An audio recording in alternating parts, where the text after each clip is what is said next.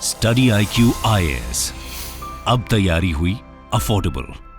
नमस्कार दोस्तों, welcome to study IQ judiciary. दोस्तों, आप पिछले कई दिन से सुन रहे थे कि एक फॉर्मर सिविल जज दिल्ली जुडिशरी से रिजाइन करके स्टडी IQ जुडिशरी को ज्वाइन करने वाले हैं। आखिर आज वो समय आ गया है जब वो जज साहब हमें ज्वाइन करने वाले हैं। आज हम उनसे जानेंगे कि आखिरकार उन्होंने दिल्ली जुडिशरी को छोड़ने का क्यों फैसला लिया, उनका बैकग्राउंड क्या है, उनके बारे में आपको हम परिचित कराएंगे एंड उनके फ्यूचर प्लान्स क्या हैं, उन सब के बारे में आज हम उनसे बातचीत करेंगे। So I welcome you mister Praveen Kumar. Thank you and सबसे पहले तो स्टडी IQ जुडिशरी पर आपका स्वागत है। स्टडी IQ जुडिशरी को आपने ज्वाइन किया एज अ फैकल्टी। मुझे उम्मीद है कि आपका ये सफर अच्छा होने वाला है। Thank you. प्रवीण जी, आपके फ्यूचर के बारे में बात करें उससे पहले मैं ये जानना चाहता हूँ कि अब तक का आपका सफर कैसा रहा, आपकी जर्नी क्या थी, आप हैं कहाँ से, एजुकेशन के बारे में बताइए, जुडिशरी के सफर के बारे में बताइए। तो अगर मैं अपने एकेडमिक बैकग्राउंड की बताऊं आपको, तो मैं भिवानी से बिलोंग करता हूं। Bhiwani is a district in Haryana. तो मैंने +2 PCM से करी है, साइंस साइड से, non medical. Then after doing my 12th मैंने बीटेक की NIT कुरुक्षेत्रा से in mechanical engineering. Engineering complete करने के बाद, इंजीनियर बनने के बाद बेसिकली मैंने लाइफ में ये सोचा कि अब मुझे क्या करना है। So that was the irony. उसके बाद मेरा LLB में एडमिशन वाज एन एक्सीडेंट। एक एक्सीडेंटल एडमिशन मैंने लिया LLB में, कैंपस लॉ सेंटर में। 2016 में मैंने एडमिशन लिया और जुबली हॉल हॉस्टल में मैंने 3 साल बिताए अपने LLB के। और 2019 में जब मेरी लॉ कंप्लीट हो गई, तो at that time I was preparing for Haryana civil services executive side exam के लिए प्रिपेयर कर रहा था।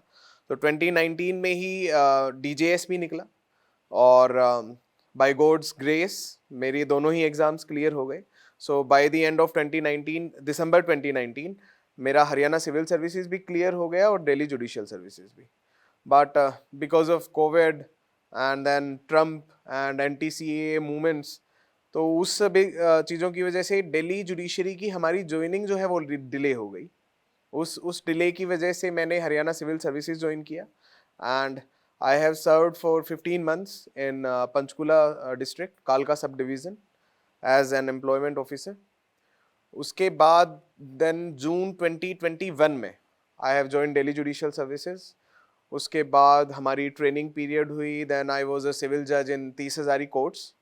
और फिर अभी रिसेंटली मार्च में I got relieved from all of my duties और then here I am. Alright, great great.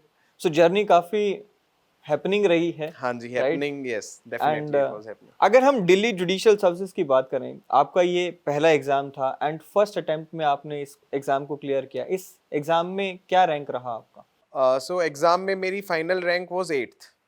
हाँ जी, 8th रैंक था। और फर्स्ट अटेम्प्ट में यस मैंने क्लियर किया। और कहीं ना कहीं जो है मेरे कैंपस लॉ सेंटर में जो एग्जामिनेशंस का पैटर्न हमारा रहता है और टीचर्स के जो पढ़ाने का तरीका है, द केस लॉ मेथड, उसने मेरे को शायद कहीं ना कहीं बहुत हेल्प किया मेरे फर्स्ट अटेम्प्ट में क्लियर कर जो मेरा DJS क्लियर हुआ। क्योंकि हम जब एग्ज़ाम्स के लिए स्कूल में सेमेस्टर एग्ज़ाम्स के लिए पढ़ते थे, तो जो DU का जो सेमेस्टर एग्ज़ाम्स है, जो पैटर्न है क्वेश्चन पेपर्स का, बिल्कुल एग्जैक्टली सेम है DJS का। तो कहीं ना कहीं वो एडवांटेज मेरे पास थी, क्योंकि मैंने अपना कैंपस लॉ सेंटर में भी 2016 से 19 बैच का मैं टॉपर रहा। तो कहीं ना कहीं वो एडवांटेज मेरे पास थी, बिकॉज क्योंकि मेरे को याद है कि मैं उस टाइम पे प्रिपेयर कर रहा था हरियाणा सिविल सर्विसेज के लिए, बट मेरा क्लियर हो गया with a better rank DJS। सो उसका रीज़न कहीं ना कहीं शायद मेरे एग्जाम्स के लिए जो मैंने पढ़ाई की थी 3 साल के लिए, वो कहीं ना कहीं। ऑलराइट प्रवीण जी, एक जनरली हम देखते हैं कि हजारों नहीं बल्कि लाखों स्टूडेंट्स जो हैं जुडिशरी की तैयारी करते हैं। Delhi judiciary one of the best services में से एक मानी जाती है और यहाँ पर भी बहुत सारे स्टूडेंट्स टारगेट करते हैं दिल्ली जुडिशरी को। आपने दिल्ली जुडिशरी को फर्स्ट अटेम्प्ट में क्लियर किया, उसके बाद जुडिशियल सर्विसेज को छोड़कर एजुकेशन सेक्टर में आना, ये अपने आप में एक बहुत बड़ा कदम है। क्या वजह रही ये कदम लेने की? See, even after becoming a judge, I have always been seeing myself as a student of law. ठीक है, मैं अपने आप को हमेशा लगता है कि मैं अभी लॉ पढ़ रहा हूँ या मुझे और लॉ में अलग अलग टॉपिक्स पढ़ने हैं। So my passion for reading more, my passion for teaching was the reason कि जिस वजह से मैंने स्विच किया. मुझे लगता है कि कहीं ना कहीं मुझे रियल एक्साइटमेंट होती है वो होती है नए नए लॉ के टॉपिक्स पढ़ने से और पढ़ाने से भी. तो वो कहीं ना कहीं पार्ट मिसिंग था. It was a wonderful experience as a जज. वो एक उसकी कोई वैल्यू आप नहीं लगा सकते हो. But then something was missing for me. मुझे लगता है कि मुझे अभी और पढ़ना है और पढ़ाना है.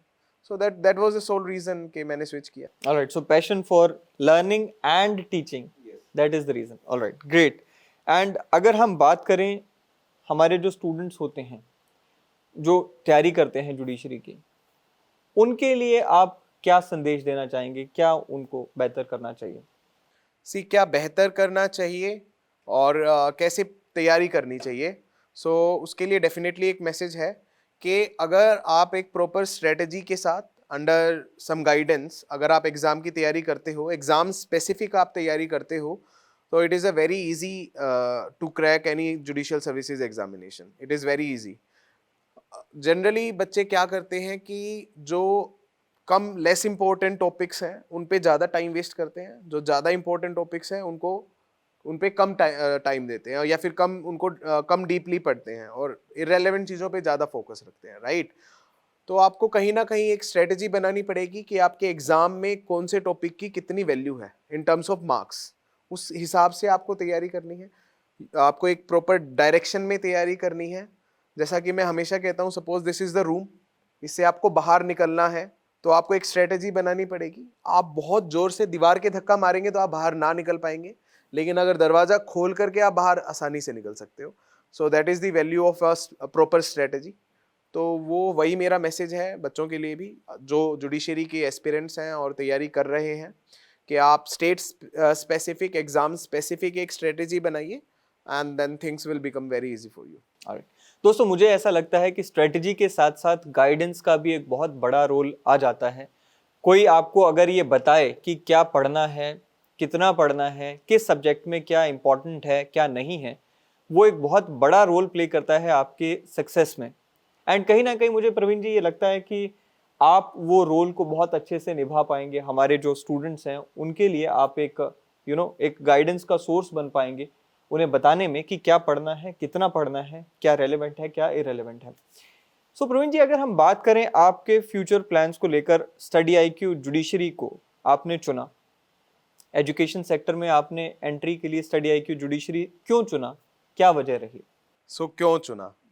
देखिए, स्टडी आईक्यू का जो मिशन है, जो मोटो है, that is affordable and accessible education for all. Right. मुझे लगता है कहीं ना कहीं वो मेरे मिशन के साथ भी अलाइन करता है. Study IQ has a very good reach क्योंकि ऑनलाइन प्लेटफॉर्म है, ऑनलाइन मॉडल है, तो एक्सेसिबल बहुत है and then the concept of affordability also. तो मुझे लगता है कि it was the best platform for me also to teach, to engage with students. तो that's why study IQ. Okay okay. And अगर हम बात करें यहाँ पर आपका क्या रोल रहने वाला है, आप कौन से सब्जेक्ट्स को अभी के लिए पढ़ाना शुरू करने वाले हैं, उसके बारे में थोड़ा बताइए. So my role will be that of a faculty. Right. तो मैं जुडिशरी के जो सब्जेक्ट्स हैं वो पढ़ाऊँगा and I will start with CPC. हम कल से ही जो है यूट्यूब पे एक लाइव सेशन भी स्टार्ट कर रहे हैं जिसमें हम CPC से स्टार्ट करेंगे. So after that mostly I will deal with the mercantile law and the civil law, civil part. But then उसके ऐसा कोई फिक्स नहीं है. एज पर द रिक्वायरमेंट्स हम चीज़ें मॉडिफाई भी करते रहेंगे. But then I will start with CPC and from tomorrow on. Alright. So YouTube पे कल से दोस्तों CPC की क्लासेस के साथ प्रवीण जी आपको मिलने वाले हैं. CPC की अगर हम बात करें, एक काफ़ी बड़ा एक्ट है एंड इसमें डिफ़िकल्ट भी काफ़ी लोगों को लगता है, बोरिंग भी लगता है. How will you take it forward? Definitely CPC काफ़ी बोरिंग सब्जेक्ट लगता है बच्चों को. तो मेरा जो मेरी बेस्ट एफर्ट्स रहेंगे वो इसी में प्रोसेस में रहेंगे कि मैं ज़्यादा से ज़्यादा एग्जांपल्स देके प्रैक्टिकली बच्चों को रिलेट करवा सकूं और इस सब्जेक्ट को थोड़ा कम बोरिंग बना करके थोड़ा इंटरेस्टिंग बना सकें. और the moment you realize CPC is very easy because it is a part of natural justice. ठीक है. हम जिसको प्रिंसिपल्स ऑफ नेचुरल जस्टिस बोलते हैं, it is very natural to us. Right. हम सब जो है अपने डेली रूटीन में CPC को फॉलो करते हैं, हमें शायद एहसास नहीं होता है. सो कुछ भी कोई भी डिसीजन आपने लेना है लाइफ में, किसी भी टाइप का डिसीजन लेना है, for example India versus Pakistan का क्रिकेट मैच है और then who will first bat, as simple as that, ये डिसाइड आपने करना है. So there is a process, there is a procedure, right? And the procedure is what, कि coin toss करेंगे, both parties will participate in this, right? So ये जो participation है, this is civil procedure. The both parties should be afforded a reasonable opportunity to participate in the process.